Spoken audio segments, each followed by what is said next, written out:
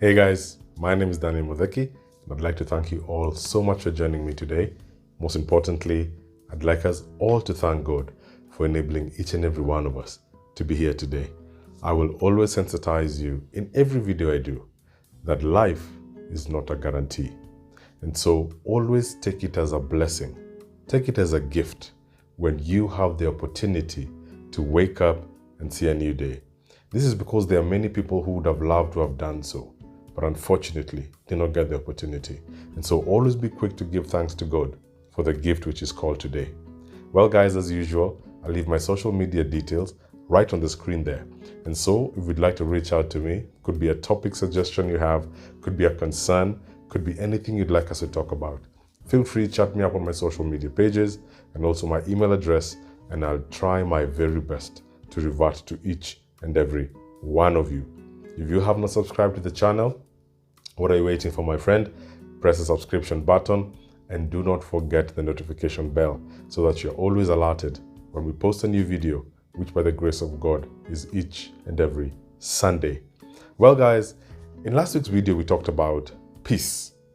And in that video we talked about two places that are absolutely important that you are able to create a sense of peace for yourself.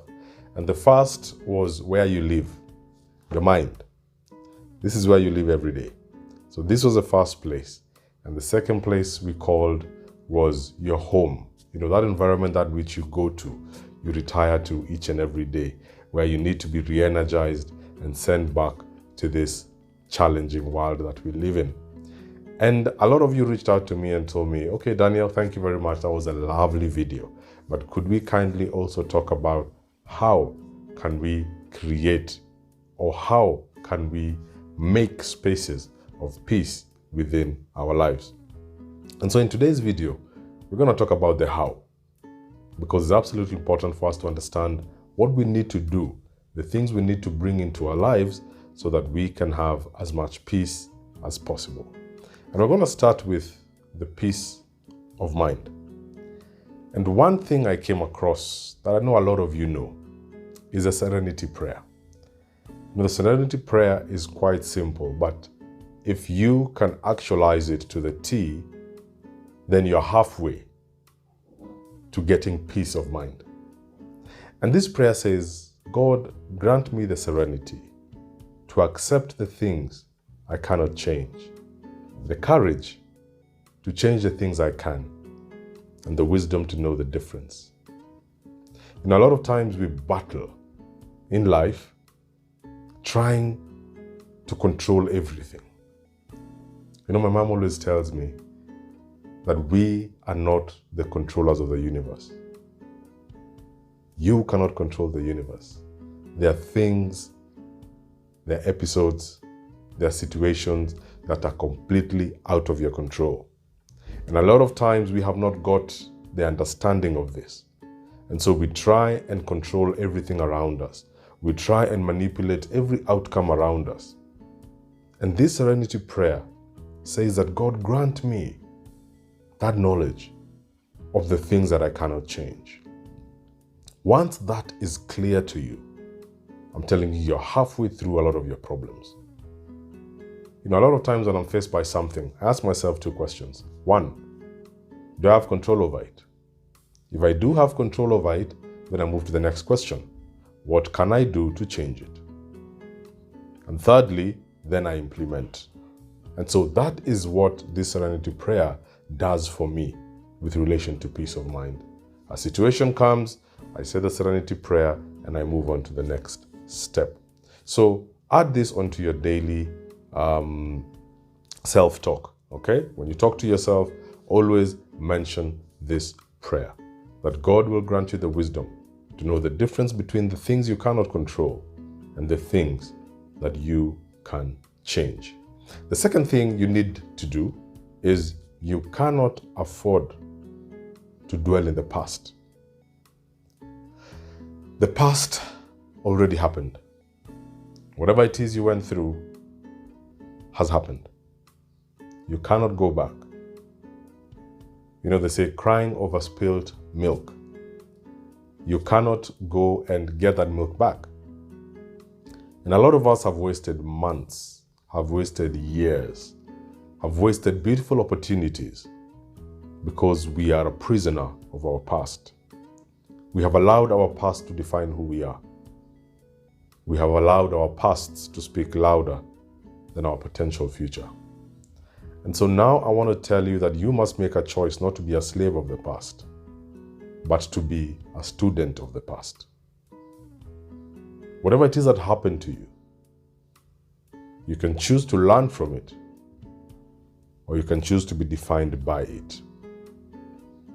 Have I had a past that has been difficult? Yes, I have. But I chose to learn from it. I chose to pick lessons out of it so that I do not become a prisoner of that which has happened, because I cannot change the past. All I can do is work towards the future. And so you must understand that for you to be able to have peace in mind, then make sure that you learn from the past but don't live by it. You'll be halfway to getting peace of mind. Another thing I realized, and I hope I learned this when I was younger, is that nothing lasts forever.